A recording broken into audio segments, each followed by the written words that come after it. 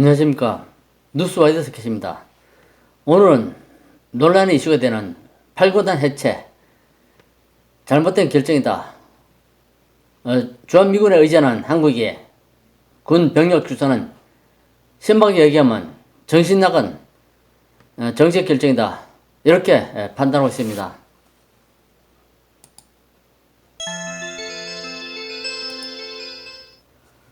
화면에는 부대 주변 주민들이 결사 27사단 해체, 마을도 해체하란 말이냐, 하청국민 분단한다, 결사 반대 등 시위를 하는 프랜카드가 걸려있습니다.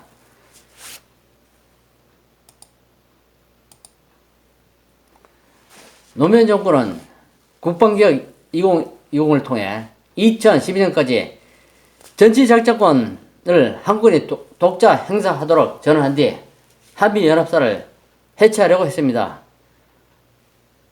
그러니까 노무현 정권이 노리는 것은 전시작전권 환수를 통한 한미연합사 해체 그리고 주한미군 철수가 주 목적이 아닌가 그렇게 판단하고 있습니다. 주한미군 철수하면 북에서 밀고 내려옵니다. 막을 대책이 있습니까? 근데도 이걸 시행하는 노무현 정권 이해가 안 갑니다. 2008년 이명박 정부와 2013년 박근혜 정부가 들어서면서 이 계획은 일부 수행되고 연기됐습니다. 당연한 겁니다. 2014년 3월 7일 국민일보의 보도에 따르면 국방부는 2018년까지 병력을 4만 명, 2019년부터 2020년까지 7만 명을 감축한다고 밝혔습니다. 2014년 당시 63만 3천 명이던 국군 병력을 2020년까지 52만 2천 명으로 줄인다는 내용이었습니다. 특히 육군은 49만 8천 명에서 38만 7천 명으로 줄어들게 되어 있습니다. 이 내용은 국방부가 박근혜 정부의 재가를 받아 발표한 것입니다. 뭐 대책도 없이 군병력 줄이는 게 이게 무슨 정책입니까 이게. 문재인 정권은 최전방 보병사단을 해체했습니다. 문재인 정권이 이처럼 최전방 부대부터 예비사단 그리고 북진의 선봉에 설 부대들을 해체해도 오히려 군 안팎에서는 잠잠한 이유가 뭐 징병 대상자와 예산 부족 때문이라고 하는데, 아이 그래도 그렇지 군병력이 이렇게 줄이면 북에서 남침할 때 막을 병력이 없는데 여기에 대해서 문재인 얼굴 앞에 당당히 항의해야 되는 거 아닙니까? 항의 못하는 게 어떻게 국방이라고 할 수 있습니까?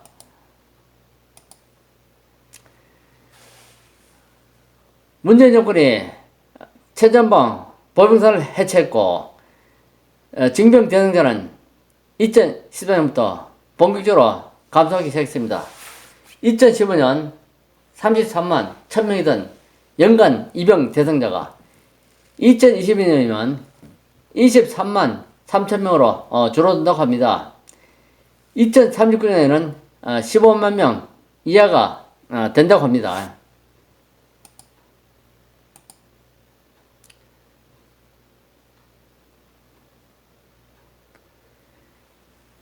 이명박 정부와 박근혜 정부가 국방개혁을 멈출 수 없었던 이유가 이 때문입니다. 국방부는 병력 특례 요원과 사회복무 요원, 정원 축소를 시도했지만 기업과 타부처, 입영 대상자의 반발이 컸다고 합니다. 국방부는 결국 병사 중심의 군 조직은 간부 중심으로 바꾼다는 계획을 내놨지만 재원 확보 등의 문제에 부딪혔습니다. 결국 지난해 9월 입영 대상자 징병검사 기준을 받고 더 많은 청년을 입대시킨다는 계획을 내놨습니다.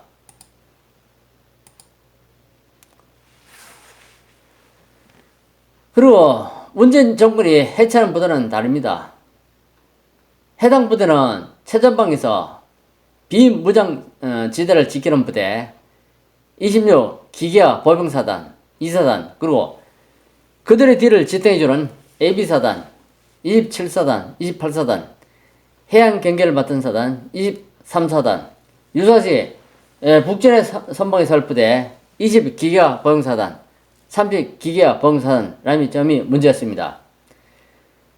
반면에 이를 대체할 전력은 미래에 순차적으로 갖출 예정이랍니다. 물론 병력 규모 역시 점차 떨어집니다. 대책 없이, 전력 보강 없이 병력부터 줄이는 문재인 정부, 나는 불순한 의도가 있다고 재차 얘기합니다.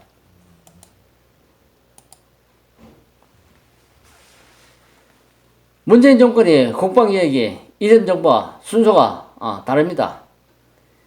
이전 정부는 군 전력을 강화한 뒤 병력을 감축하는 식의 계획이었습니다. 그러나 문재인 정권은 병력 먼저 감축하고 전력은 추후에 강화하자는 방식으로 앞뒤가 바뀌었습니다.